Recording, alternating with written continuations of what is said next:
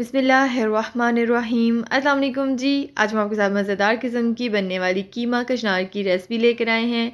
ये खाने में बहुत ही लजीज बनती है। तो चलते हैं अपनी मज़ेदार सी रेसिपी की तरफ। सबसे पहले हम एक कढ़ाई में कीमा लेंगे और साथ ही इसमें हम 2 अदद प्याज और 2 अदद टमाटर ऐड कर देंगे और 1 चम्मच भरकर इसमें हम अदरक लहसुन का पेस्ट ऐड करेंगे, 1 चम्मच हल्दी, 1 चम्मच ज़ीरा और 1 चम्मच नमक। और अब इसमें हम 2 से 3 गिलास पानी ऐड करेंगे जिसमें हमारा कीमा गल जाए।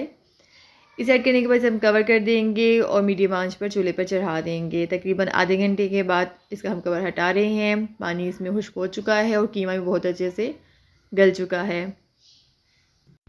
अब बारी है कीमे की भुनाई करने की।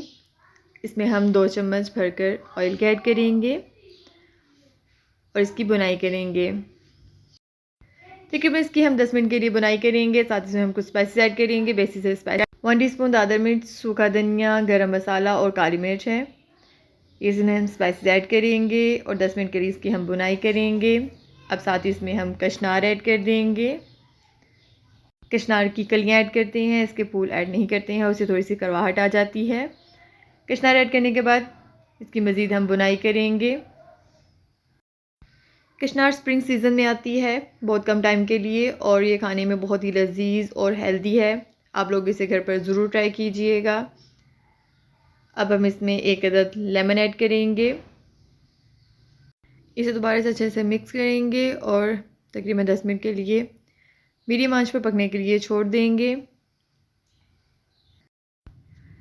इस तरह की मज़ेदार सी और यूनिक सी रेसिपीज़ मेरे चैनल पर मौजूद है। आप लोग मेरे चैनल पर ज़रूर विज़िट करें और मज़ीद रेसिपीज़ भी आप इंजॉय करें।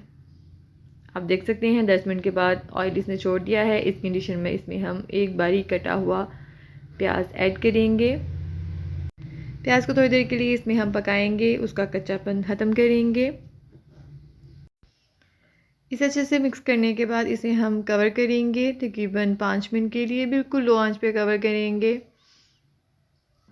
आप लोगों ने घर पर ये रेसिपी ज़रूर ट्राई करनी है और मुझे बताना है आपकी रेसिपी कैसी बनी। अब हम इसे कवर करेंगे 5 मिनट के लिए और 5 मिनट के बाद हम कवर हटा रहे हैं और आप देख सकते हैं हमारी मज़ेदार सी कशनार बनकर बिल्कुल रेडी है। आप इसे गर्मा गर्म चपाती के साथ सर्व करें और मुझे दुआ में याद रखें। मिलते हैं नेक्स्ट ऐसी ही मज़ेदार सी रेसिपी के साथ। तब तक के लिए